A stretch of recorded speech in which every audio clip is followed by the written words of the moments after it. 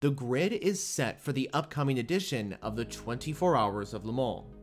Both qualifying and the final Hyperpole sessions are complete, and a lot happened during them, including an epic conclusion in Hyperpole for the top category, which showed off a duel to see which car would start on pole position. In this video, I'll be reporting on the qualifying and Hyperpole sessions that happened during the 2024 edition of the 24 Hours of Le Mans. I'll start out with qualifying, which took place on Wednesday, June 12th, before moving into Hyperpole, which took place on Thursday, June 13th. For those that are unfamiliar with this qualifying format, it essentially works like the following.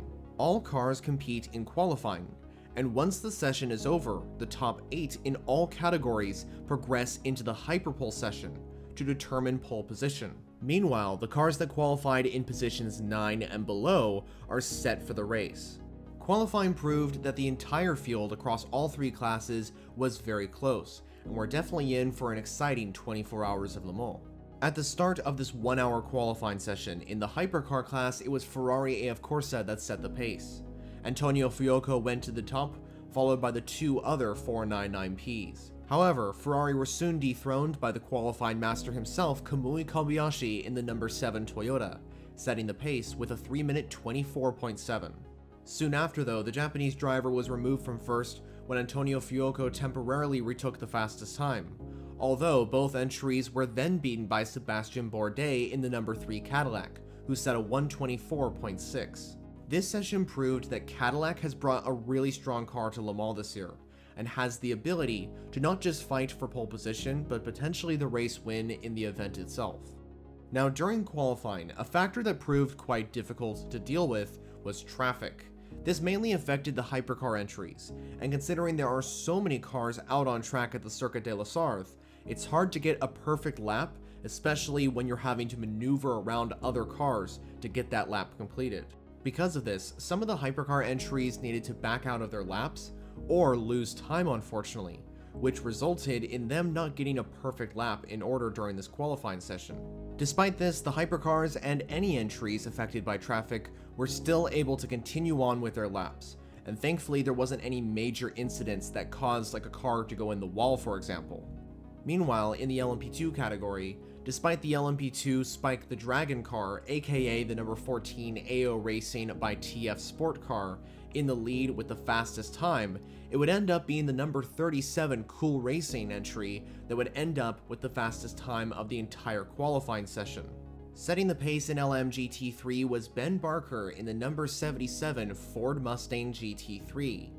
Over in the LMGT3 field, it was a very competitive session, and a very mixed one as well, considering that 7 different manufacturer entries were in the top 7. This meant that only one manufacturer had an additional car heading into Hyperpole, which was Aston Martin, with the number 27 Heart of Racing car and the 777 D-Station car both making it through.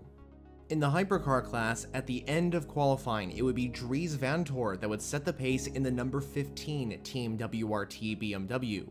A 3-minute 24.465 would be his lap time at the end of the day. However, the session would come to an abrupt end with a red flag, when Kamui Kobayashi spun his number 7 Toyota at the end of the Porsche curves, and unfortunately, this would have big consequences. Because of this incident, the number 7 Toyota's lap times were completely deleted, and it would start at the very back of the hypercar field. This was unfortunate news for Toyota Gazoo Racing, considering that this car beforehand was the only entry that made it through to Hyperpole, with the number 8 Toyota qualifying in 11th. This meant for the very first time in history in the hypercar era, Toyota would not start in the top 10 positions at Le Mans. Hopefully though, they have a better race. In the top category, all the cars that would progress into Hyperpole would be from the number 12 Hertz Team Jota Porsche onward, and all the cars that would miss out and start the 24 Hours of Le Mans there would be from the number 36 Alpine down. In LMP2, all the cars from the number 22 United up would go into Hyperpole, where all the cars from the number 183 AF Corsa down would stay in those positions for the race. Finally, in LMGT3, it would be all the cars from the 777 D-Station Aston Martin up, and all the cars from the number 85 Iron Dames Lamborghini down would be starting there for the race. For Hypercar, in the 30-minute Hyperpole session, The number 15 BMW with Dries Vanthoor behind the wheel would be the first car to set a competitive lap time, a 3-minute 26.1.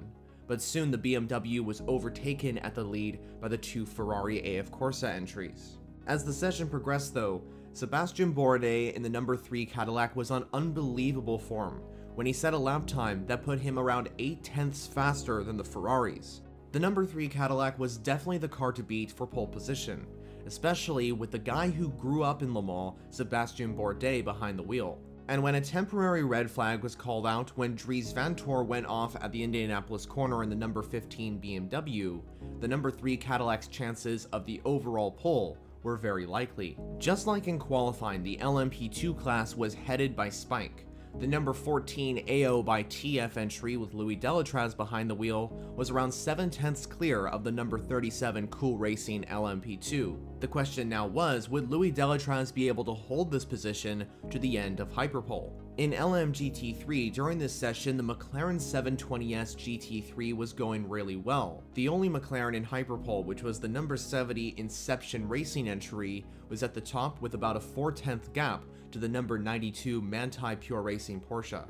I also want to point out the fact that the number 66 JMW Ferrari was going really well in this session and setting very competitive times. Therefore, going into the final few minutes, the JMW Ferrari had a very strong chance at taking pole position in LMGT3. When the red flag was over, it was revealed that Sébastien Bourdais in the number 3 Cadillac would not go back out on track to defend first position. This was because he didn't have enough fuel for a competitive lap time. In these final minutes to determine pole position for Le Mans, the cars that could take pole position away from the number 3 Cadillac were the sister number 2 Cadillac, the number 6 Porsche Penske, and the 2 Ferraris. The number 35 Alpine with Paul Le Chaton wasn't far behind either, as the A424 looked pretty competitive in this Hyperpole session. For Ferrari, the possibility of the Italian manufacturer taking a second consecutive pole at Le Mans was unfortunately soon ended when Antonio Fuoco made a mistake at the first chicane in the number 50 Ferrari. This effectively ended this car's chances of taking the overall pole position. Meanwhile, Alessandro Pierguidi in the 51 Ferrari wasn't improving too much in the sectors. Ultimately, Ferrari were out of contention for pole. The best position they would master would be second at least.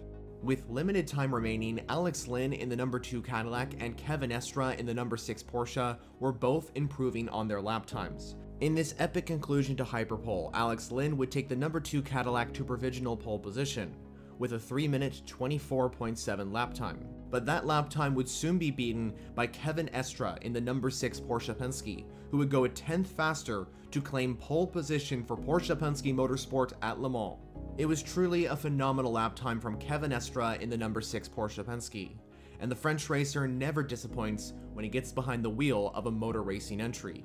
The number 6 Porsche Penske also made history, becoming the first ever LMDH car to start on the overall pole. Completing the top 3 in Hyperpole were the 2 Cadillacs, and even though the number 2 car has a 5-place grid drop, which will move it down to 7th, Cadillac has proven that the V-Series R is a very competitive race car, and has a shot at taking the overall win at Le Mans. In LMP2, Louis Delatraz would also hold on to that position. The number 14 AO by TF Orica entry would successfully hold off the other 15 cars to claim pole in LMP2. Right behind the number 14 car was the IDEX Sport entry. The number 28 car has qualified second for the race and will start on the front row in LMP2. And completing the top 3 is the number 65 Panis Racing Orica 07. Despite a lot of competition from the other entries, in LMGT3 it would be the number 70 Inception Racing car that would take pole position, also delivering McLaren their first pole at Le Mans. Even though this was an incredible result for Inception Racing, the championship leading Manthey Pure Racing Porsche, which is the number 92 car, starts on the front row with it, and so that number 70 car will definitely have some competition heading down into the first chicane. The number 66 JMW Ferrari completes the top 3 in Hyperpole, and as I mentioned earlier, this was a car that was looking very competitive, and I think has a good shot at taking the win. So that completes my report of qualifying and Hyperpole for the 2024 24 Hours of Le Mans. What did you think about these sessions? let me know all your thoughts down in the comments. And viewers, it's good to say the fact that there's no more preparation. It's time for the 24 hours of Le Mans. Thank you for watching. If you haven't already, I suggest subscribing. The reason why is because I make endurance racing content mainly on WEC and IMSA every week. And if you want to watch more videos, there's options on your screen. But for now, that's it from me. I'll see you in the next one.